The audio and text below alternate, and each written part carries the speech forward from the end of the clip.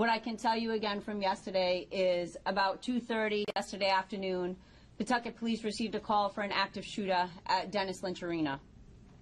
Once we received that call, the police responded within 60 to 90 seconds.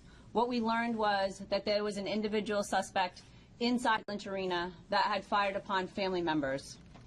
What I can confirm now is that the suspect was Robert Dorgan.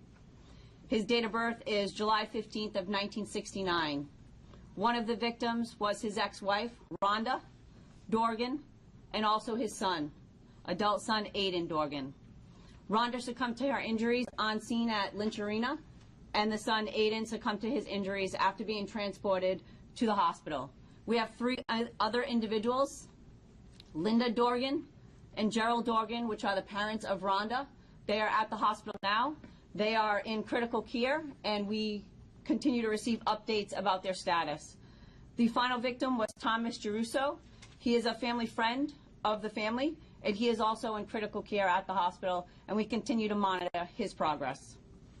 What I can tell you is that they were all at the event for a son, a juvenile son who was playing hockey. It was their senior night, and there was no expectations or any indication that there was going to be any type of violence yesterday at the arena.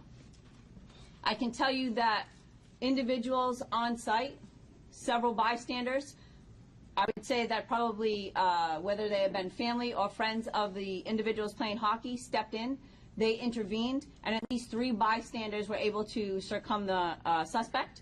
At that time, the suspect did reach for a second firearm, and he did inflict a self-inflicted gunshot wound, which is what he succumbed to on scene.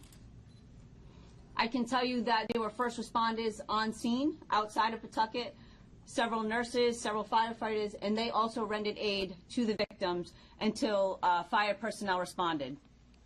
Once police responded, obviously we were met with a tremendous amount of people exiting the arena. We were able to make entry, and we also rendered aid to those individuals until they could be transported to the hospital. Central Falls Rescue and Pawtucket Rescue responded, and they also rendered aid. What I can tell you from what we've learned so far is that this individual had responded to hockey games in the past to watch their son play hockey, and that this was not unusual for them to respond to watch a hockey game. Again, there was no indication from the family or friends that any violence was underway or that they were in fear of this specific individual. What I would like to say is obviously the investigation is ongoing. We continue to look into maybe what the motivation was. We're not sure at this point what the triggered event was that happened yesterday. We are conducting several search warrants at this time, looking for additional information. We have reviewed several videos, both internally because it was a sporting event, so Live Bond was streaming that event for the families.